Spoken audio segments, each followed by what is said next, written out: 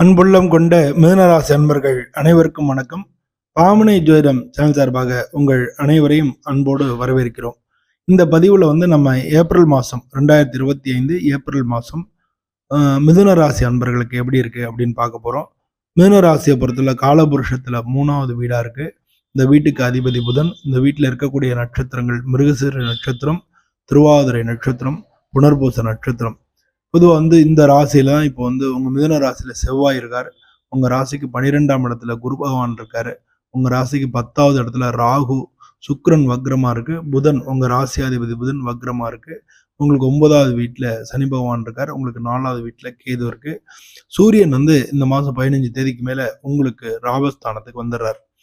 இதெல்லாம் இந்த மாதிரி கிரக சூழ்நிலைகள் இருக்கும் பொழுது உங்களுக்கு அது எந்த விதமான வாழ்க்கையில எந்த விதமான பாதிப்புகளை ஏற்படுத்தும் அப்படின்னு சொல்லி பார்க்க போறோம்.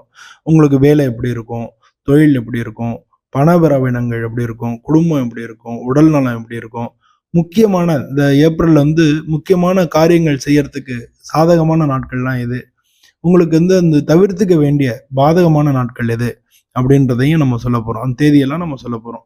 அதனால இந்த வீடியோ கடைசி வரைக்கும் ஸ்கிப் பண்ணாம பாருங்க. எல்லோருக்கும் நன்றி. வாங்க நம்ம வீடியோக்குள்ள போய் பார்க்கலாம். இந்த மாசத்தை பொறுத்தளவுல தொழில் வேலை பார்க்குறவங்களுக்கு புதிய வேலை வாய்ப்புகள் கிடைக்கும். அரசாங்க வேலைக்கு நீங்க முயற்சி பண்ணீங்கன்னா அதெல்லாம் சாதகமா முடியும். வேலை பார்த்துட்டு இருக்கிறவங்க பதவி உயர்வு அதுவும் கிடைக்கும். மேலதிகாரிகள்கிட்ட நல்ல தொடர்பு வச்சுக்கிறது ரொம்ப முக்கியம். அப்பதான் உங்களுக்கு பிரச்சனைகள்ல இருந்து நீங்க தப்பிச்சுக்கலாம். பிஸ்னஸ் பண்ணுறீங்கன்னா புதிய புதிய ஒப்பந்தங்கள் உங்களுக்கு கிடைக்கும். ஆனாலும் புதன் ரெட்ராகேட், அதாவது புதன் வக்ரமாக இருக்கிறதுனால ஒரு சில சிக்கல்கள் ஏற்படலாம். கடன் வாங்கும்போது கவனமாக செய்யணும். ஆனால் அதை ரொம்ப ஜாக்கிரதையாக நீங்கள் பார்த்துக்கணும். பண வரவு அதிகரிக்கும். ஆனால் முதலீடுகளை கவனமாக செய்யணும். இதை பற்றி கூட கேட்டாங்க, எப்போ செய்யலாம்னு. போன மாதம் நம்ம வேண்டாம்னு சொல்லியிருந்தோம். இந்த மாதம் நம்ம செய்யலாம் அப்படின்னு சொல்கிறோம். முதலீடு பண்ணலாம், ஆனால் கவனமாக பண்ணுங்க.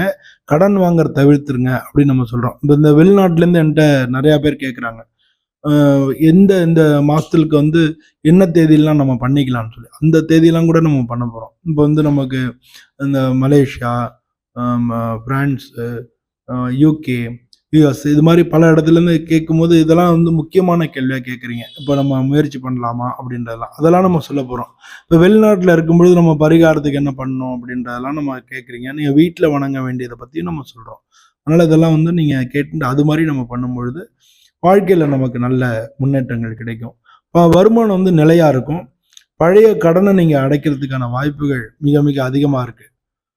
ஆனால் பொதுவாக என்னென்னா செலவை போகிறதுல மருத்துவ செலவு வர்றதுக்கான வாய்ப்புகள் இருக்குது. புதுசாக பொருள் வாங்குறதுக்கான ஆசை வரும். அதனால் அதெல்லாம் உங்களுக்கு பிரச்சனைகளை ஏற்படுத்தும். ஸோ இதெல்லாம் நீங்கள் கவனத்தில் அதிகபட்சமாக நீங்கள் சேமிக்கிறதுக்கு பார்க்கணும். தேவையில்லாத செலவுகளை தவிர்த்துடணும். ஒரு தடவை வாங்குறதுக்கு முன்னால் ஒரு தரத்துக்கு 2 தரம் முக்கியம் தானா, வாங்கணுமா, தேவையா அப்படின்றத நீங்கள் கேட்டுட்டு வாங்கினீங்கன்னா ரொம்ப ரொம்ப நல்லது. குடும்ப வாழ்க்கையை பொறுத்தவரை கணவன் மனைவிக்குள்ள நல்ல ஒற்றுமை இருக்கும். குடும்பத்தில் புதிய உறுப்பினர் வரதுக்கான வாய்ப்புகள் நிறையா இருக்குது. அதாவது வீட்டில் சுப நிகழ்ச்சிகள் நடக்கும். அதனால் புதிய வீட்டுக்கு புதுசாக ஒரு ஆள் வரதுக்கான வாய்ப்புகள் நிறையா இருக்குது. சின்ன பசங்க காதல் பண்ணுறவங்க, காதலிப்பவர்கள் அப்படின்ற காதல் தொடர்பான முடிவுகள் எடுக்கிறதுல கவனமாக இருக்கணும்.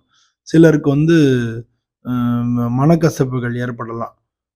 அது மாதிரி குடும்பத்தில் பார்த்தீங்கன்னா உறவினர்களோட சின்ன சின்ன கருத்து வேறுபாடுகள் ஏற்படலாம்.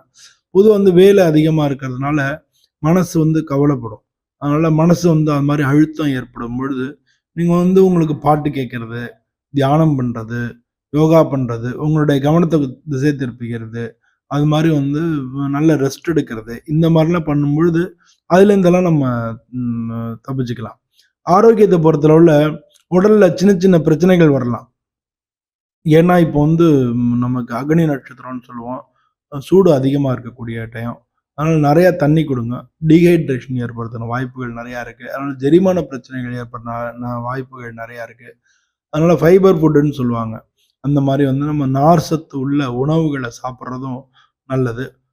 நீங்கள் ட்ராவல் பண்ணும்பொழுது தான் உங்களுக்கு இந்த பிரச்சனைகள் அதிகமாக உங்களுக்கு தெரியும். இப்போ நான் சொல்கிறதோட பிரச்சனைகள் நீங்கள் ட்ராவலிங் போது தான் தெரியும். அதனால் உடல் அளவில் நீங்கள் கவனமாக இருங்க. நல்ல சரியான டயத்தில் உணவுகள் சாப்பிடுங்க. உணவு சாப்பிடும்போது ஃபைபர் ஃபுட் எடுத்துங்க. இது மாதிரி வந்து அதில் கவனம் செலுத்துனீங்கனாலே இந்த பிரச்சனைகள்லேருந்து உங்களுக்கு நல்ல ரிலீஃப் கிடைக்கும். இந்த மாசத்தை பொறுத்தவரை நீங்கள் விஷ்ணு சஹஸ்ரநாமம் இதை வந்து பாராயணம் பண்ணுறது நல்லது.